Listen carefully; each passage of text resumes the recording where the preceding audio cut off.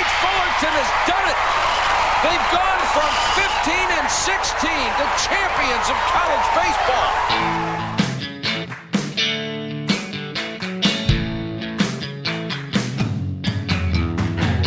Welcome to the 1544 Miles to Omaha podcast, talking about the past, present, and future of Cal State Fullerton baseball. 3-2 pitch on Davis is a fastball hit to left and deep. Blazer doesn't even go back on it. It's that far out and gone. Looked like it went over the scoreboard. A home run by J.D. Davis. 0-2 swing and a miss, strike three. Cal State Fullerton is on to the College World Series. Here's your host, Dave Lamb. Welcome into episode 77 of the 1544 Miles to Omaha podcast. Today's guest is former Titan baseball player, assistant coach, and head coach, George Horton. On Friday, April 21st, 2023, George Horton's number 8 jersey will be retired during a pregame ceremony prior to the opening of the Cal State Fullerton versus Cal State Bakersfield series. As a player, Horton wore number 8 from 1975 to 1976, and as a coach from 1991 to 2007. After Horton departed in 2007, a handful of players have worn the number 8, but no one ever will moving forward. So welcome into the podcast, George. Yeah, thanks, Dave. So wanted to let everybody know that we're out here in your backyard, so if we do hear a little construction from the neighbors, or if the dog comes out, we hear some jingling and jangling, we might have that. But, it's a beautiful day here in Yorba Linda, California. So one of the reasons what we wanted to talk to you about the podcast, or talk to you on the podcast, is because whenever things like getting your number retired or induction into a Hall of Fame, something like that, the recipient usually only has a few minutes to thank and recognize people who helped them to get to that point. So during the course of a conversation, feel free to bring up those that were integral into getting you to this point and who have helped you along the way. But first, did you ever think that you'd be here getting your number 8 retired from a university that you not only played for, but helped coach to an eventual national championship? No, I was actually talking to a couple of teammates this morning about how unbelievable it is and how unbelievable this event will be because of relationships and bringing, essentially a reunion for my era of players that were blessed enough to play at Cal State Fullerton, and then, of course, the relationship that's maintained itself for, 50 years, and what a blessing that's been to not only play baseball there, but get to know those guys, and then the great memories that we were revisiting this morning, talking while we competed there for a set of legendary coaches and legendary teachers, and who knows at that age what impact that period of time in your life makes. But now reflecting back and what it set me up to do for my career and my life today, I pinch myself and thank myself. And like many young people, I could have gone in many different directions, and that's why I think the symbolic part of the number being retired is all of us that had the opportunity to play Titan baseball, people that wore 8 before me and after me, but also everybody that influenced my life in such a positive way that I chose the road that set me up for a career and a lifetime of great memories that I'm still experiencing today. And the advantage of those relationships and being a coach of a sport with obviously a high standard and great young people that we continue to network and know what each other are doing, and it's a big part of my life. I have a great family, and my extended family is a Titan, Oregon family and Cerritos family, and just count my blessings. But to think that I was going to be prominent enough that they would single me out in all the greats that played there, coached there, taught there, is unbelievable to me. Can you give us a little bit of a sneak preview? The ceremony is going to start at 5:30. The Titan Athletics Department is encouraging everybody to be in their seats by 5:30. That's when the the ceremony is going to start, and then the game is slated for 6 o'clock that night. Can you give us a little bit of a sneak peek of what people can expect, and if people are on the edge of wanting to be able to try to take the day off of work or get out of work early so they can be there in time, what can we expect? Yeah, you and I were talking about, the Friday night represents a problem for some people that want to get there at the very beginning. I believe the ceremony is going to start right at 5:30. I've talked briefly to Coach Dietrich and the Fullerton administrators about the concept that they've put together. I don't have all the countdown sheets and so forth, but I think the concept is great. Hopefully everybody can maybe get off work early or cast aside their responsibilities and make it for the ceremony part of it. But they're going to, they've extended themselves to allow all the Titan alums, which is normal. Anybody that coached with me, played for me, gets a special wristband, and at 4:30 they're going to have a VIP tent on the third base side with beverages and food, and then they're going to. This part of it was Coach Dietrich's idea, and I was going to suggest it anyway. I think it's a great idea that they're going to march myself and everybody onto the field for the ceremony, and I think that's very appropriate because I share this honor with any of those guys that impacted me and helped me, and I learned so much from them over the years. So the fact that they're going to stand side by side with me on the field, I've dug into my fatness and lost some weight. I can actually fit into my old Fullerton pinstripe jersey, which is very much of an upset, and I can actually breathe when I have it on.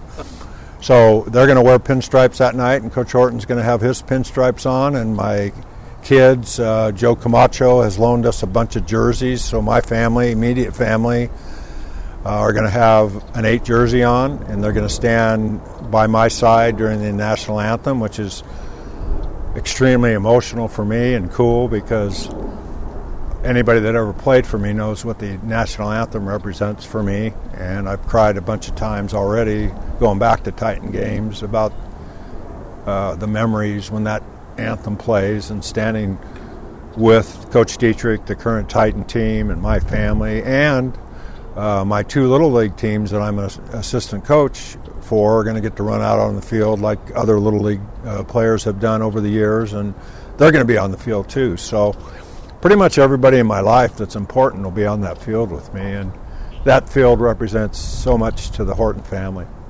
Well, talking about the national anthem, I mean, this is obviously an audio podcast, but you're wearing a Team USA sweatshirt right now. You answered the door when I came over wearing that sweatshirt. Talk about the connection between why that's so special, and then does it harken back to the fact that you've been so involved with Team USA, or is it just something else? Yeah, I think it's all of the above. I had a great opportunity in 2010. They honored me because of my history at Rosenblatt, because of the Titan program, of course. That their last amateur game in Rosenblatt was a game between the collegiate national team, USA, and the Japanese national team at Rosenblatt. And 2 of my Duck players, Scott McGuff and Tyler Anderson, that are still big leaguers today, were on that team. Dave Serrano was an assistant coach on that team. And so they honored me to be put that USA uniform on for the first time. And I'd heard all the stuff all of us have about how special that is, and of course I'm American through and through. I love America and everything it represents, and everybody's right. You put that uniform on, and I wasn't a significant coach. I was just a fly on the wall, so to speak, and being honored, so to speak, that day. And it was special when that anthem plays and you have the USA uniform on. As much as the anthem meant so much to me over the years, it just took it to a whole new level. We heard that from the WBC team this year, and Trout saying it was the greatest experience in his professional life, and he's right. So I had 2 more opportunities to do that, and assistant coach in 2012 and the head coach in 2016, and that group with a bunch of colleagues, Coach Gill, Coach Snow, our arch rival coach from Long Beach State, John Altobelli, Mitch Carricker, and Jason Gill were on that staff, and we beat Cuba on Cuban soil for the first time in amateur history, and that was quite an accomplishment. So I have a lot of pride for the USA baseball. I have a lot of pride for America, and I buy USA stuff. And part of it is kind of leads me into tonight's opportunity to be on ESPN Plus and do the game, which has been fun for me. Almost every time a team comes in, I know the coach or assistant coach or somebody, and so I try to find neutral apparel, even though maybe I'll say things that are skewed towards the Titans, because I'll always be a Titan. But so I representing America, representing my past and privileges to be a coach on that great team, Paul Seiler and that organization, and also try to stay neutral in my athletic garments that I choose. So I'm coaching the Padres and the Rays too, youth teams, so I got to watch what I wear around town. We got American League and National League covered, so you're good. Yeah, exactly.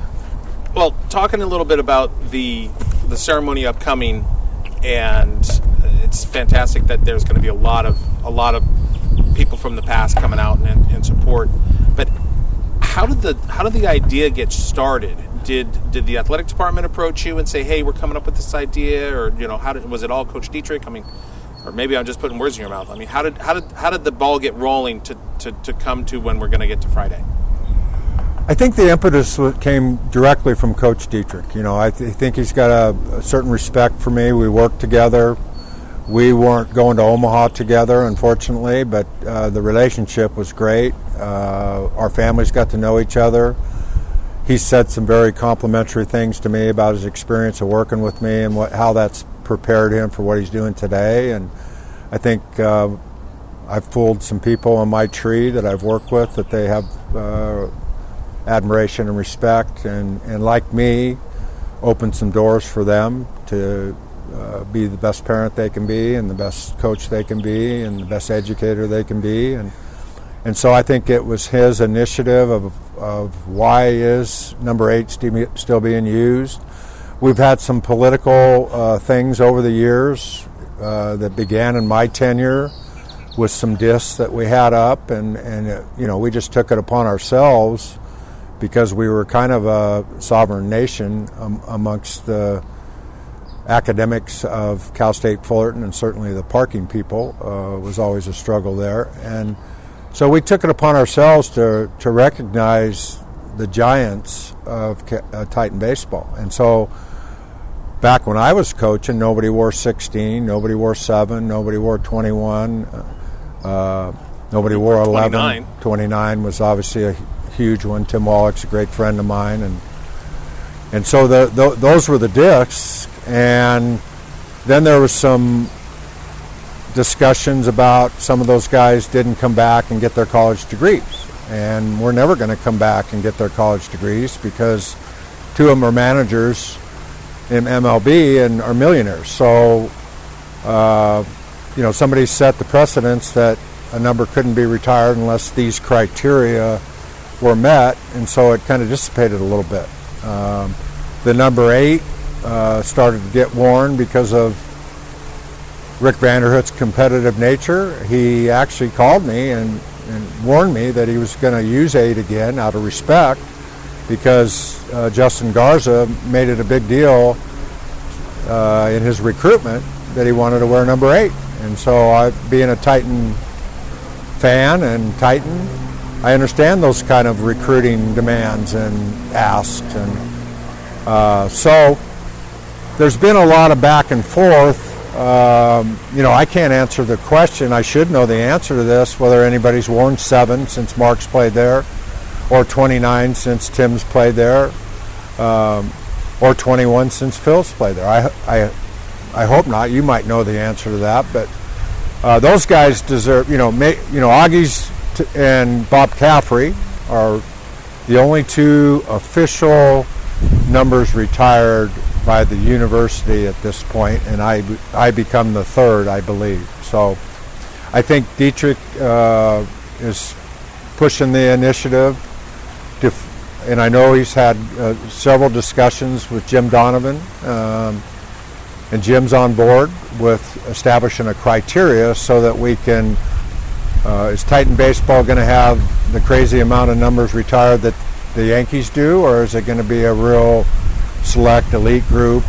And certainly there has to be a big picture of what the criteria of those honorees have accomplished beyond the baseball field. Well, and no one's asking me, so therefore I'm going to volunteer my opinion. But if I was making the criteria, I would say, as a coach, you win a national championship, you get your number retired. You're a Golden Spikes Award winner, much like winning the Heisman Trophy. I mean, look at like the University of Oklahoma. They build a statue. If you win a Heisman, they build a statue. University of Alabama, same thing. You win a national championship, you win a Heisman there, you get a statue built to you. I would compare number retirement, because obviously Cal State Fullerton doesn't have oodles and oodles of money like Alabama and Oklahoma to build statues to these guys. But I would say, yeah, if you want your number retired and you won a national championship or you are a Golden Spikes Award winner, I would say that's probably the criteria. Because you don't want the Titans to be like the New York Yankees where, you know, every single digit is gone. You know, it's Derek Jeter and, you know, Babe Ruth. You could go down the list. Yeah, and the same thing pops up with the Titan Athletic Hall of Fame. You know, I've heard some rumblings about some of our greats that aren't in that Hall of Fame at this point, and certainly I would guess that they will be.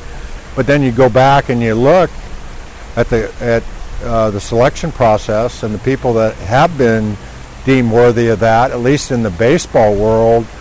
It's a pretty tough group, you know, to feel like you're worthy of that accomplishment, you know, when you start breaking it down. What doesn't make sense to me, Dave, sometimes is that we've all bragged about, used them, asked them. They've supported the program in emotional ways, financial ways. Administrators, presidents aren't afraid to ask for their help in some way, shape, or form.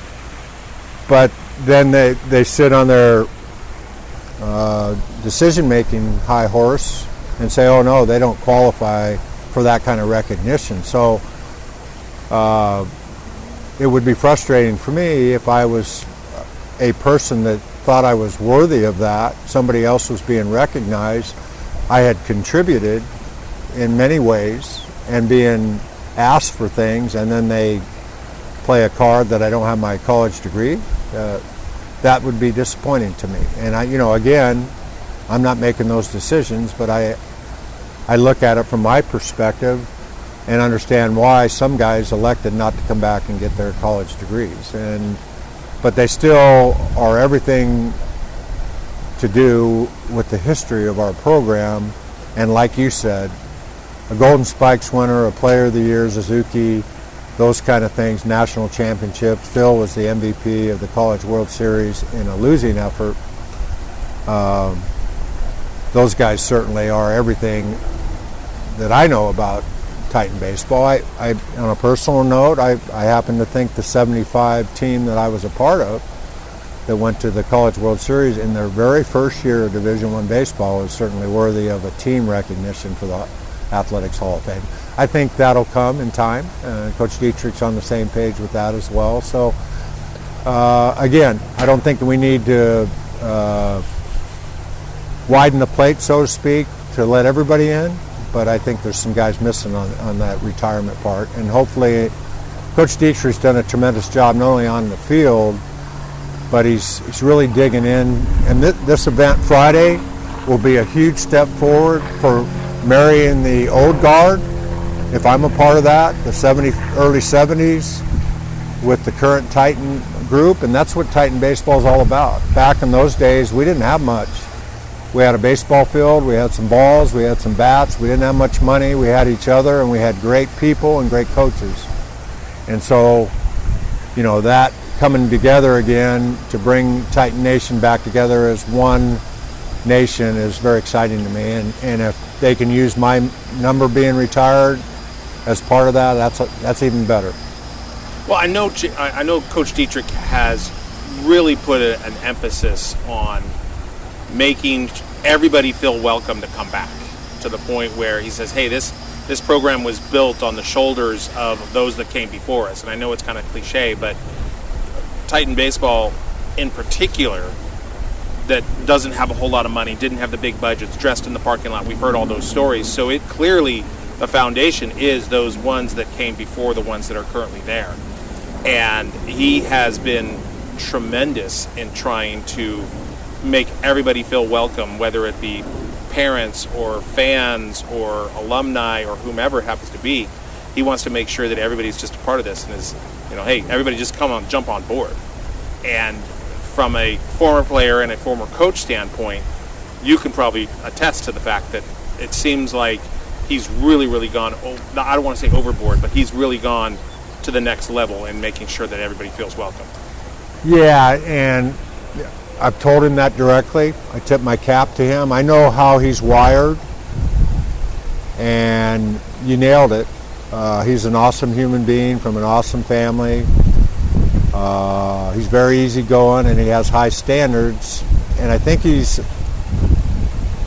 I'm not saying this in a complimentary way to me, he's a little bit more like my personality, that he has lines, and if you cross the lines, then you're going to serve a penalty and standards. And he's really trying to grasp, like you said, not only the emotional part of the greatness of Titan baseball history, the fans and how that fan base has grown and including them, but he's also kept his phone open to anybody, his office door, and he's not wired like that. And at Cal State Fullerton, it's so much different than the haves of the world, Oregon, SEC, where you have a staff of so many that volunteers, managers, administrators, graphic people. You can delegate some of your responsibility. At Fullerton, guess what? You're just wearing different hats some days. And so it takes a commitment and time, and him and I broke it down on what his day's going to look like and how do you get through a day like that. It can be overwhelming. And he has made a definite commitment to taking a very large part of his busy schedule to address the greatness of the program, the alums. And I think that's critical, because I've coached with other people in my career that don't deem that as important, and it's been a little bit disastrous for them. Well, sticking with talking a little bit about Coach Dietrich, is that how special is it to have your number retired in Jason Dietrich's second year as head coach at Cal State Fullerton, and the fact that he was your pitching coach at Oregon from 17 through 19, and now he's the head coach of the program that you were a head coach at, and it's kind of come full circle. And the program is now really kind of on the ascension, on the trajectory is in a positive direction, to the point where, yes, last year was a losing season, but this year we still have half a season to go, but things looking to be ahead of schedule in just his second year on campus. So talk to me a little bit about having it done now while the ascension of the team is on the rise.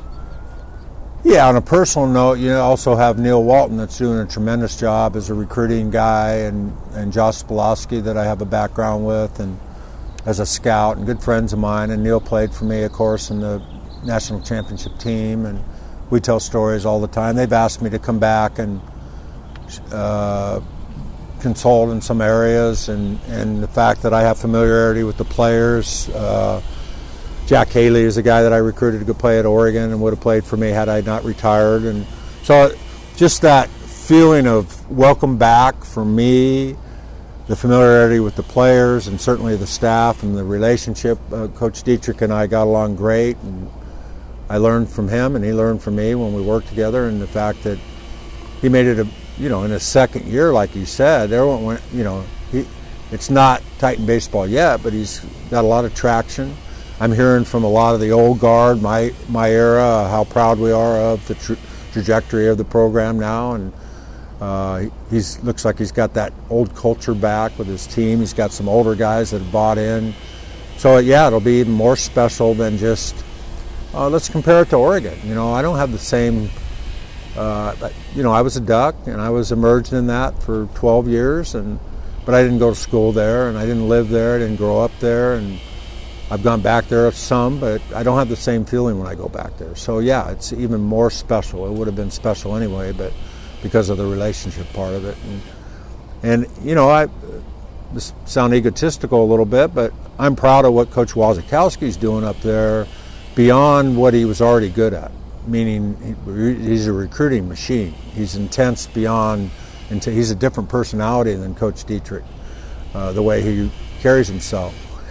But he's bought into the community outreach and the donors, and he's done a lot better job of recruiting the community into the program up there, and he's doing well. And so now he's got it going on, and now I see the same things happening with what Titan baseball was all about. You know, our fan base is the best. I didn't realize how good they were until I left, you know, and had to come back and play there.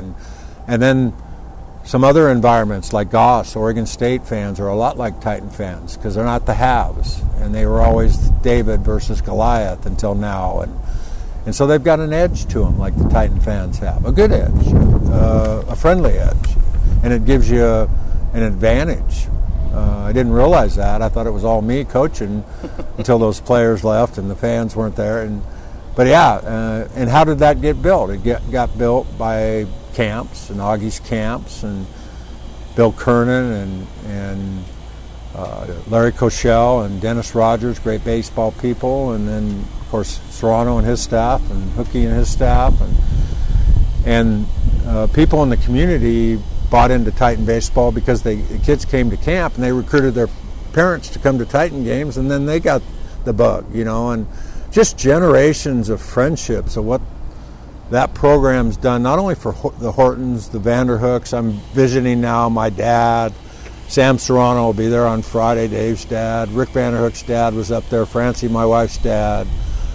What it did for me, but also what it did for my coaches' families, the players' families. They still hang out together. I mean, the players' families from traveling and rooting and are still the best of friends. So baseball brings that, and Titan baseball brought it at the highest level. So couldn't be any cooler to be singled out on a program and a culture and something that, of course, Augie and Snow and Snedden and Wilson started it, and so many added to the greatness of Titan baseball. So I'm just thrilled to be a part of it.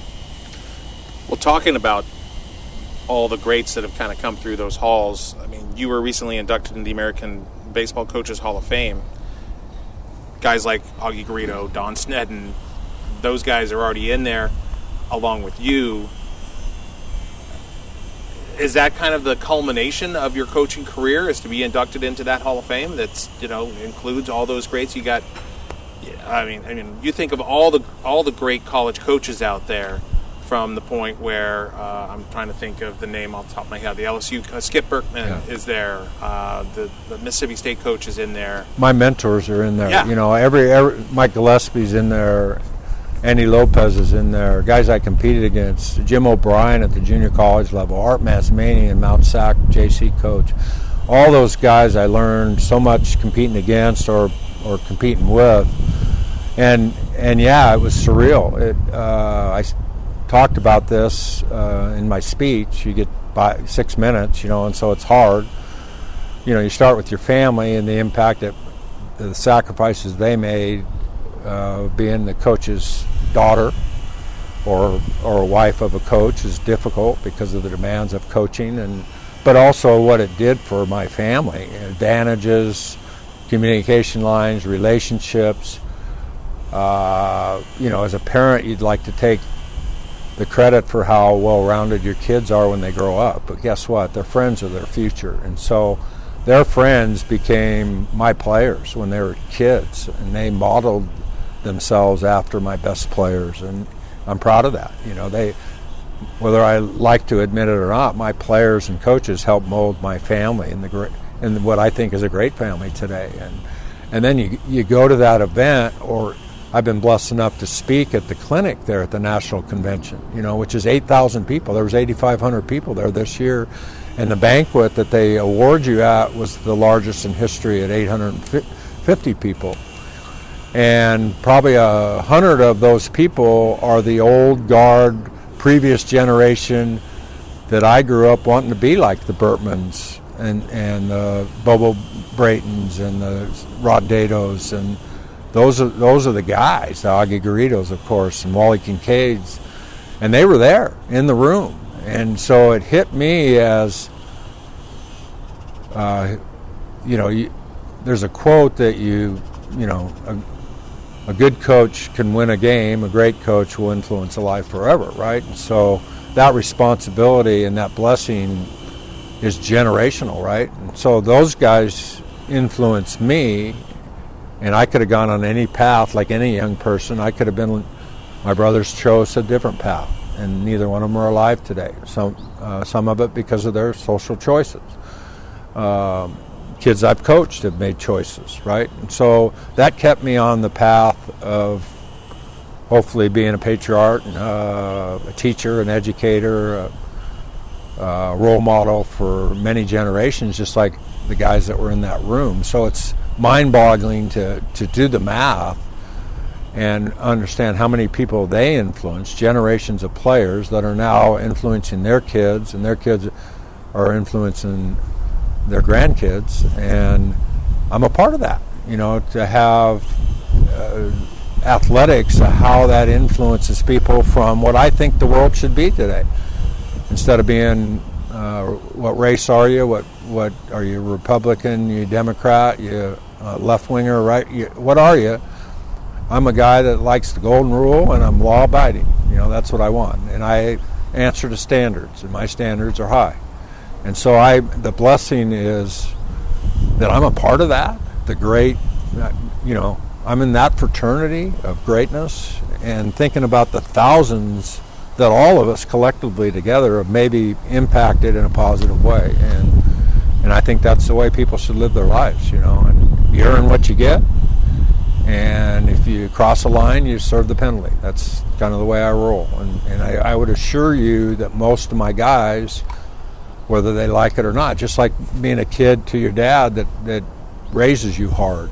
You didn't like it very much, but then you catch yourself when you get your turn to discipline your kids just like that. So I think that's greatness.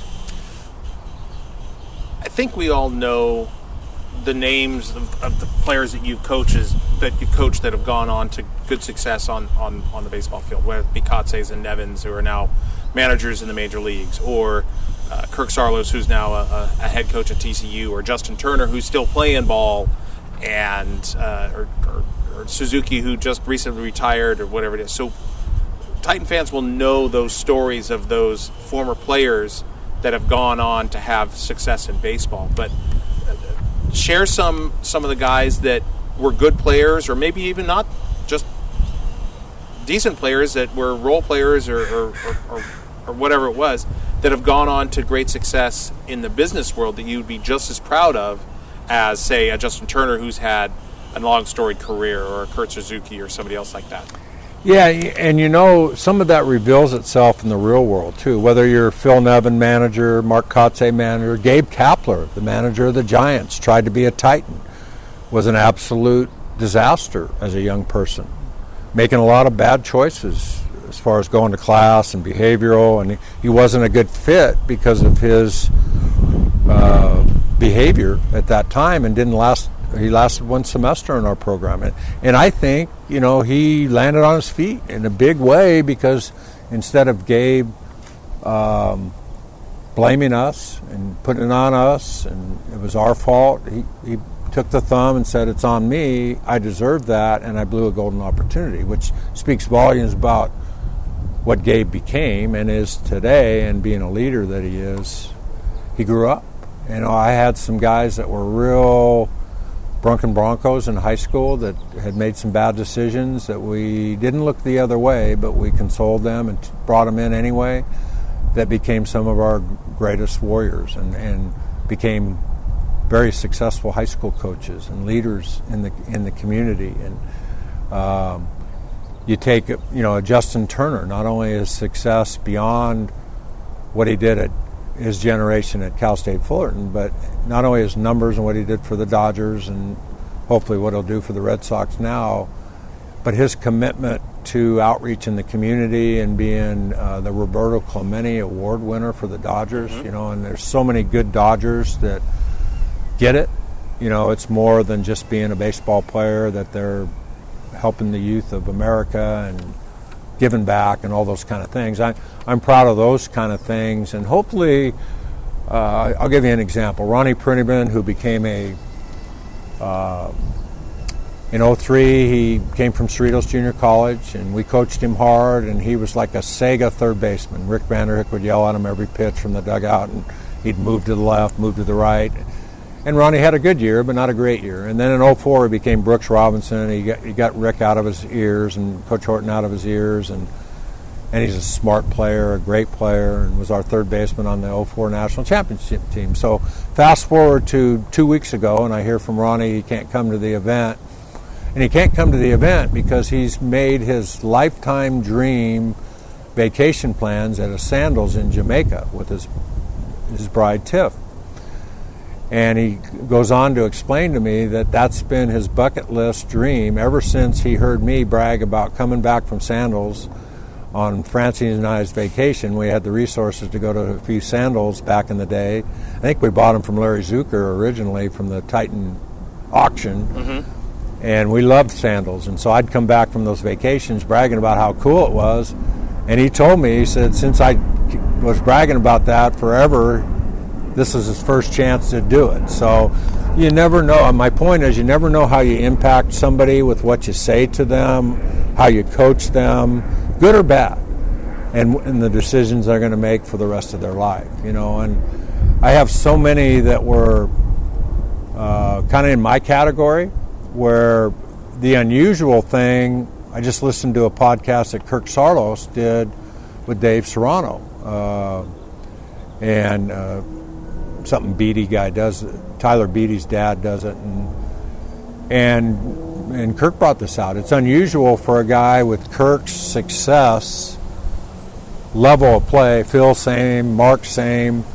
The best managers and coaches aren't always the best players because things came easier for them, and they don't have the patience because they played the game at such a high level that they have those demands and those expectations. As soon as they tell one hitter or pitcher one thing, they expect them to play like them. More common is the guy like me that had to grind for every inning they had, every at-bat they had. Rick Vanderhoek was like that. Dave Serrano was like that. We weren't the best. We were maybe the worst guys on the team, and happy to be on the team, and we had to learn about all the things to allow us to be good enough to play on the team. We had so many more guys like that became good players in the system and their commitment. Reed Johnson, here's a great story for those youngsters listening. Today, in the transfer portal era, Reed would have probably never been a Titan except for he's Reed Johnson, meaning Reed walked on. He was more of a soccer, gymnast kind of athlete than he was a baseball player. And Augie and we made the decision that particular year, I talked about this before, I think, on a podcast, that X number of guys, because we didn't want too many guys in the dugout, would take batting practice, and then we didn't have locker rooms, of course. They'd take their uniform off and sit in the stands while we competed. I mean, what a class distinction that is. What a slap in the face. How embarrassing for those guys to go up there. What are you doing up here? Aren't you on the team? Yeah, but I'm a red shirt, so I'm sitting up here. Today, they'd be in your office in 5 minutes saying, I got to get out of here. This is terrible for me. My parents want me to leave because I'm not playing every day. And so much of that going on today. And well, Reed, Chris Beck was another one of those guys that became an All-American that was in that same category. They said, I want to be a Titan. And I get it. There's these really good players there. It's not my turn. And I'll wait my turn, and I'll bust through it. And we had so many guys like that. P.J. Piloteri, that's the assistant hitting coach with the Rockies right now. I told him twice in his career that he probably should transfer if he wanted playing time. He said, no, thank you. I'd like to prove you wrong, Coach. And he did. And he became... I think when we were sitting out here with Rick Vanderhoek, you said the same thing about Jim Betzel.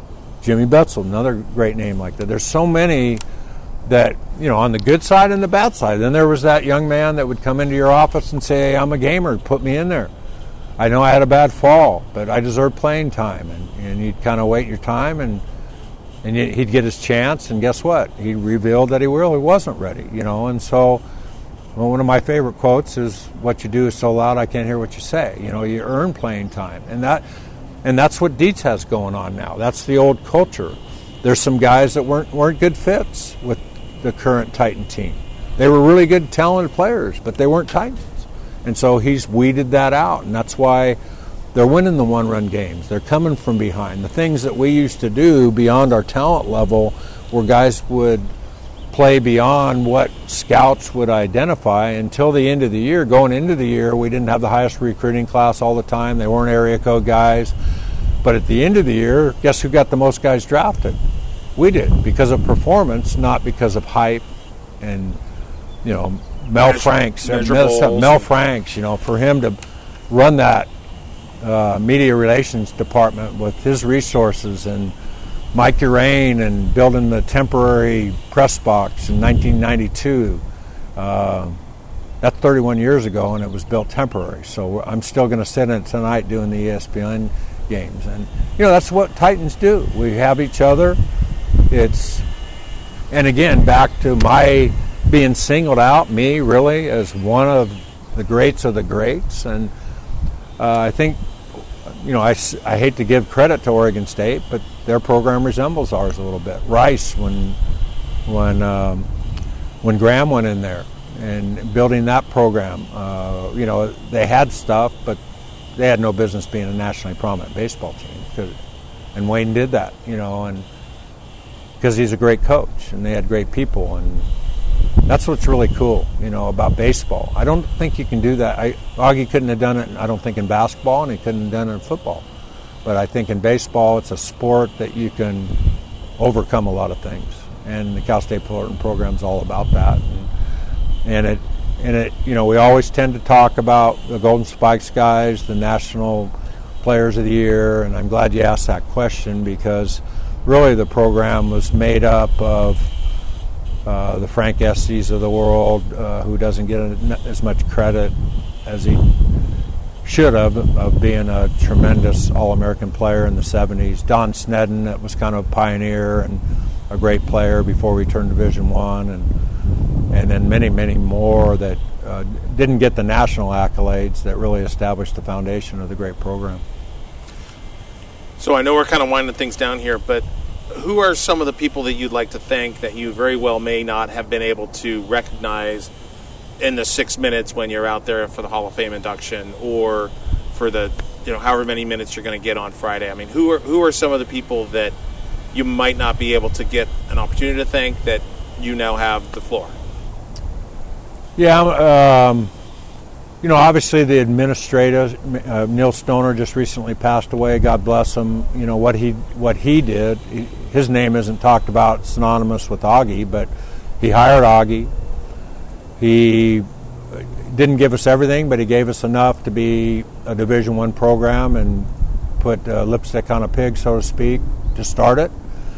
And Augie ran with it, and then he did that with, holding on to football as long as he did, and at Fullerton, and having the great Gene Murphy, Lynn Rogers, great gymnastics coach, Gene Adams,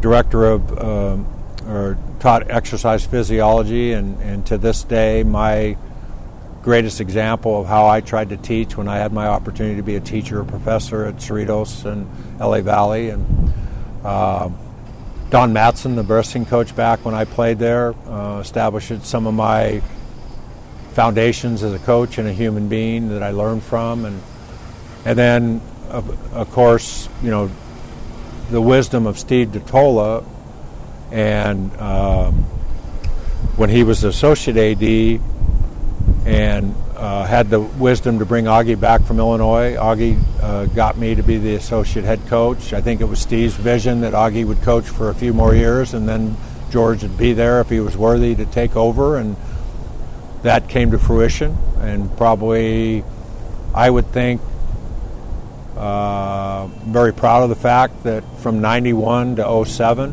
which was my tenure as an assistant coach and head coach, that you look at success in those years was probably the heyday of Titan baseball, not taking anything away from the 75, 79, 84 groups that did so much, and their generations, the Wallach generation, Martelli generation, their friendship. Mike Garcia wore 8. He was the second baseman and captain on that 79 team. And, it was kind of funny. Then John Easterbrook he was my athletic director. I reported to Steve on a daily basis, and he was my friend and mentor, and some of the daily obstacles or challenges we worked through together. And John Easterbrook was influential to me and great friend, and he helped me through a rough patch in '99 when we had an incident with some guys misbehaving, and he helped me nail that as far as the penalty, and we got through it and made our way to Omaha and different things like that. Brian Quinn was a great mentor and leader. Dr. Gordon was limited in what he could do, but did his very best to give Cal State give us the lipstick every year to host regionals, which became a transcendental kind of period of time for me. And the difficulty that Augie had, we had to win regionals on the road in 6-team regionals, which is very, very difficult because of the hostile environment. And then in 2000, we got to host, if we earned it, our own regional and super regional, and it made it a longer road, but it was a little easier playing on the confines of Goodwin Field. And even though it extended the effort, it was a big deal to not have to travel that weekend, and of course our win percentage was conducive to what it is nationally, and I think we only lost one super, and that was 05, and that's still a nightmare to me that we didn't get that done with arguably a better team than we had the year before. So I'll own that one. I should have. We even had Costner there that game, and he was rooting the fans on. I'd be remiss if I didn't give credit for the influence of my assistants and the sacrifices they and their families made. And Coach Horton, if you asked anybody, is very demanding, very detailed. I heard them talking about Buck Showalter last night on TV, watching the Dodger game, and they were describing Buck, and I said, are they talking about me? and talking about how CDO he is. CDO is OCD, only the letters are alphabetized like they should be.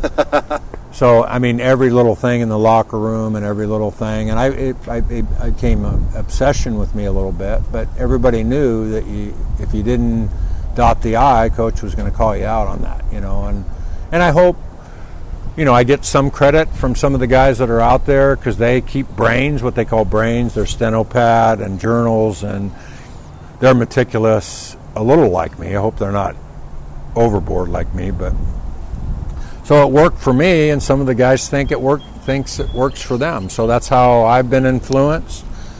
That compulsion, that level of detail didn't come from Augie, it came from Coach Kincaid.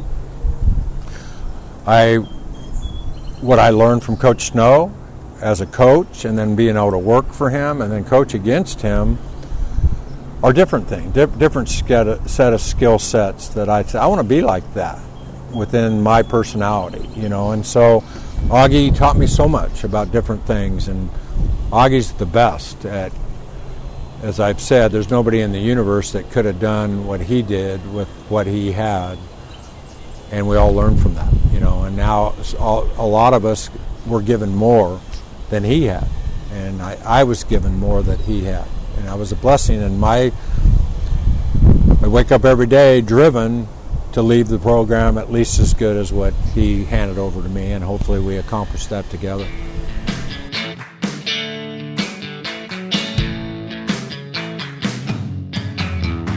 Thanks for listening to the 1544 Miles to Omaha podcast.